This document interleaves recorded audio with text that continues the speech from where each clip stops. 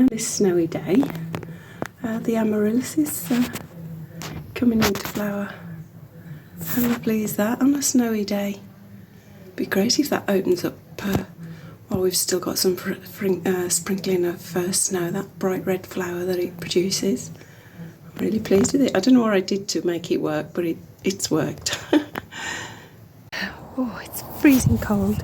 I'm just recording some of the footprints in the garden, in the snow. These are little squirrel prints in the water tray. I'm just about to clear that water tray and put some fresh water in, so I thought I'd film it. Here we've got cat. I said we're getting quite a few cats in the garden now.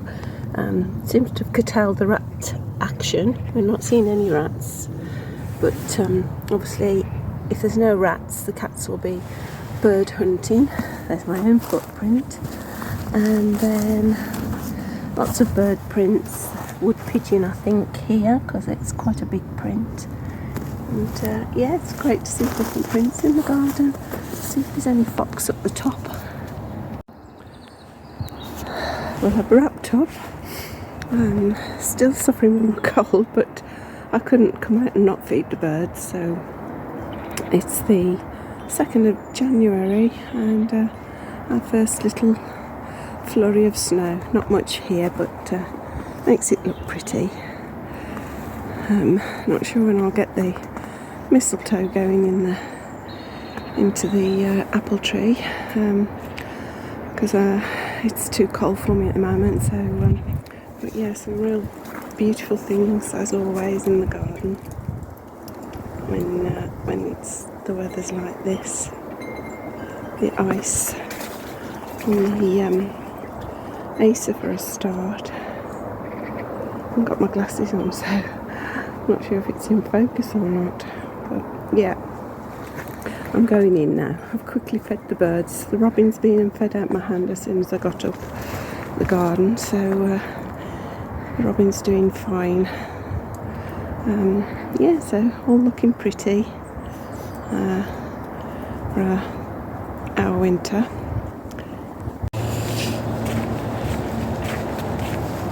Ooh.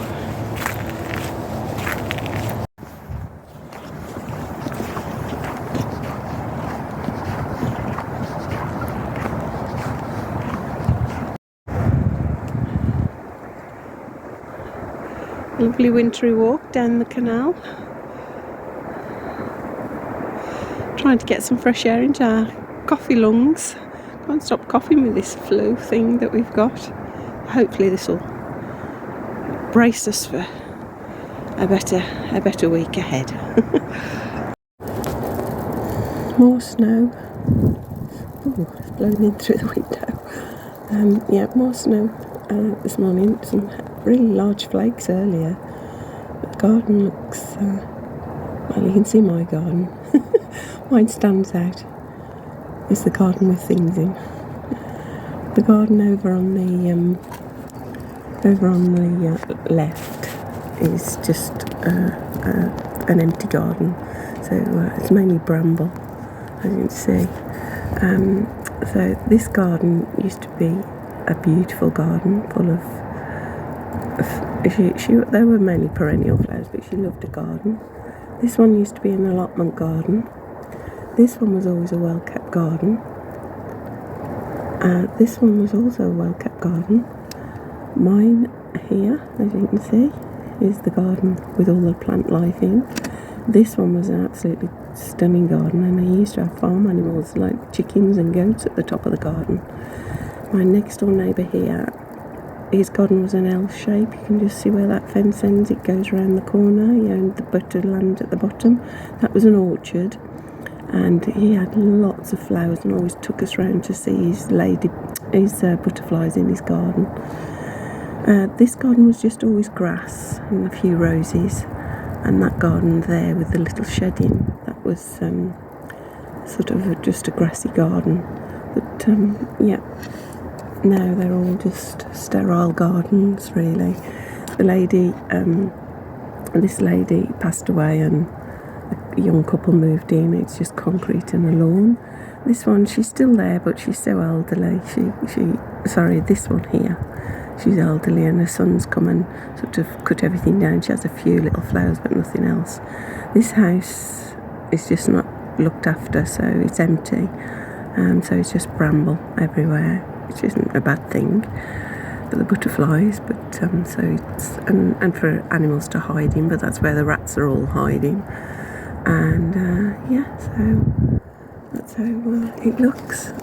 And if we turn around, it's going to over-record here because the sound went. I'm just pointing out that in the distance, where you can see that sort of tower, it's a nature reserve, a local nature reserve owned by the Birmingham and Black Country Wildlife Trust. And I think some of the birds come from there, and some of the insects come from there to visit our garden as they fly over or fly to it.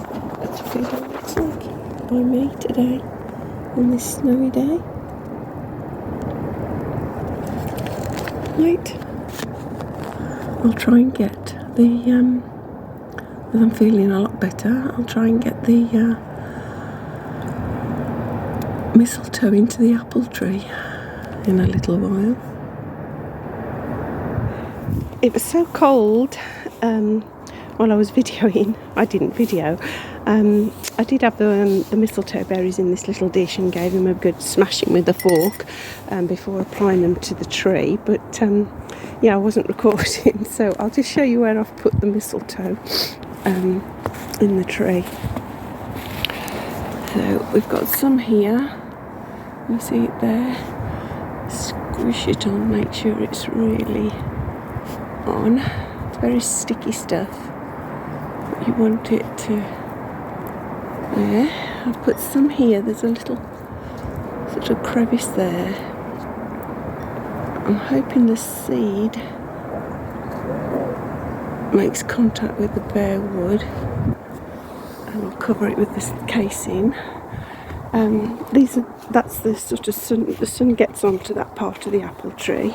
I've tried to put them in the sunny spots really, and then I've put some around here.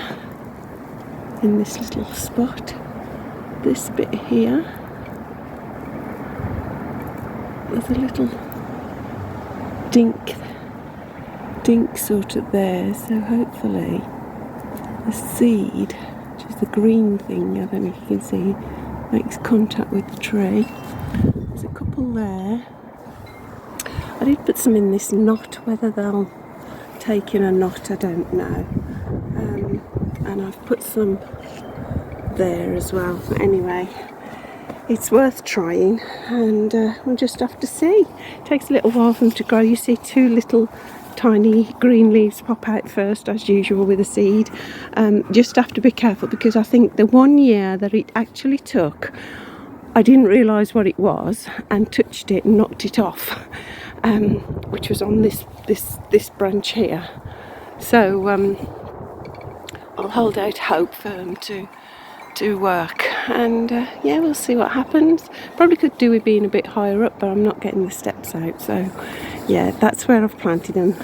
And so basically you just pop the pod, the berry, and squash the seed onto the tree. That's all you can do. It's the action of the bird wiping its beak, supposedly. Some say it's because it's passed through the bird, but obviously we can't do that method. So there we go. Unless I find some pigeon poop and pop it over it. So we had a bit more snow overnight, and got grandchildren coming shortly. I'm sure they'll want to come and build a snowman in the garden.